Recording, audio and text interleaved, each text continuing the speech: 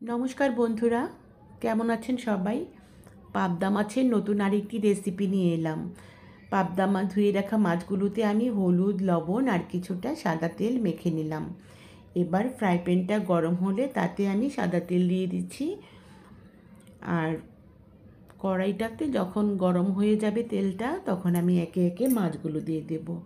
আর ওই যে আমি হলুদ লবণের সাথে একটু তেল মাখিয়ে নিলাম, কেন জানেন? সেখানে হলো যে মাছে আঁশ থাকে না, সেগুলো কিন্তু ভীষণ ফুটে ওঠে। যেমন বোয়াল মাছ, আর মাছ, পাবদা মাছ, এগুলোতে আঁশ থাকে না, আর এগুলোই ভীষণ ফুটে। তো এই দেখুন আমার মাছগুলো কিন্তু ভাজা হয়ে গেল।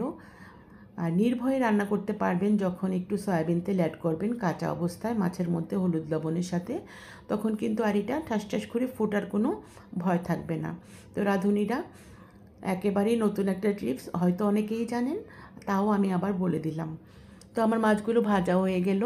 এখন আমি আবার দিয়ে দেব এই ফ্রাই প্যানের মধ্যেই একটু তেল।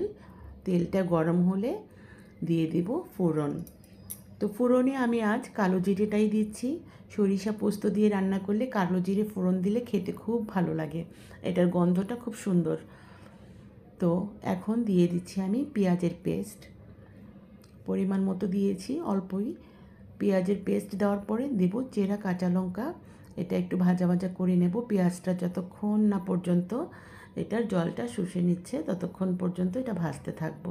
এর ফলে আর কিন্তু কাঁচা একটা গন্ধ থাকবে না।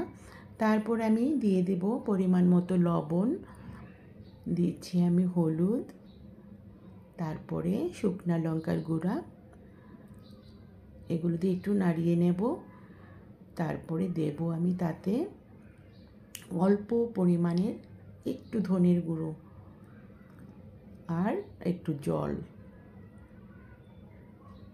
তো এগুলো যখন ভাজা ভাজা হয়ে যাবে, একটা সুন্দর গন্ধ বেরিয়ে যাবে, তখন এই জলটাও একটু কষা কষা হয়ে গেলে আমি তাতে অ্যাড করে দিচ্ছি মাছগুলো।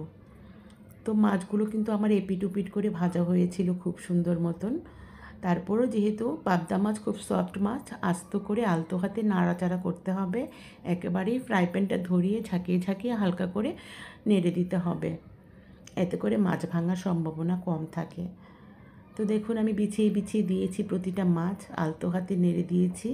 এবার দিয়ে দেব আমি এবার ওই যে পেস্টটা, সরিষা আর পোস্ত একসাথে পেস্ট করা হয়েছে, সেটা দিয়ে একটু হালকা ঝাঁকিয়ে এখন আমি ঢেকে রাখবো। তো দেখুন ঢাকনাটা যখন হয়ে যাবে আমি তুলে নিচ্ছি। ঢাকনা তুলে নেওয়ার পরে তো একটা সুন্দর গন্ধ বেরিয়েছে, একেবারে সারা